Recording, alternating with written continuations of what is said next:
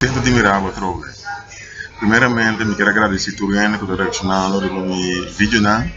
Houve reação tocante ao assunto de como eu lanço já passar. Houve pergunta, houve ainda que me dangue Deus, mas mandei vídeo aí para lançar como para cuidar da propriedade. Outra coisa mais que me houve contendo de jeta, se man passar mal lança uma campanha que Turiane que verwijs of referir na nós para comprar casa. Então nós vendemos a casa. Não tem regalo de 500 florins.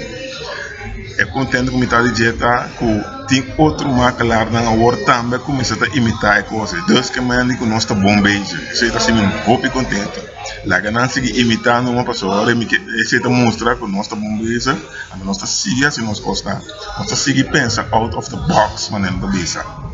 Para me quero para conversar rato over de taxar-se. Taxar-se é algo muito necessário para poder vender ou comprar casa. Vamos ter taxateur, então taxar-se report. Taxateur. Quem é taxateur? Taxateur é que estuda para valorar propriedade, que é casa, terreno, edifício, diferentes coisas. Calcular o valor de coisas. Vamos ter o valor de casa, fora para vender. Vamos ter um taxação também de coisas que botem ora porque há repartição de bens de uma família. De diferentes maneiras vamos ter taxateur. Botem cozinha para abrir taxateur. Na Holanda tem opleiding para taxateur. Agora botem registrar, registrar-se como erkende taxateur. Tem duas instâncias na Holanda que registrar taxateur. Aqui na Kosovo, chama que não sabemos se tem uma instância que registra taxateur, mas não sabemos como não evaluar se taxateur é erkend ou não. Dus esse sistema aí na Kosovo, não sabe se tem mesmo, não atende de jeito, não sabe.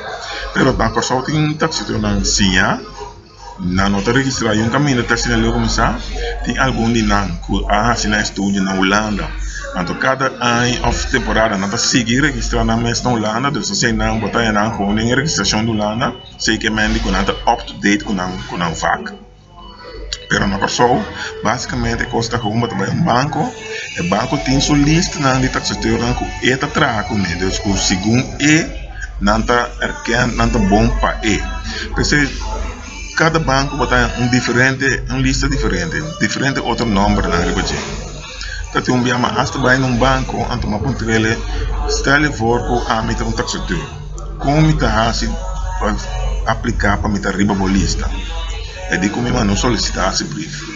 Então, se mita quer assim, mita vai na Kosovo, bota bisa bota taxateur, bota mano solicitar esse brief. Então, se não tomar bota dentro, se não tomar bota não dentro. Assim é fácil. Pero para que tu vai valorar o caso, para botar bom taxateur.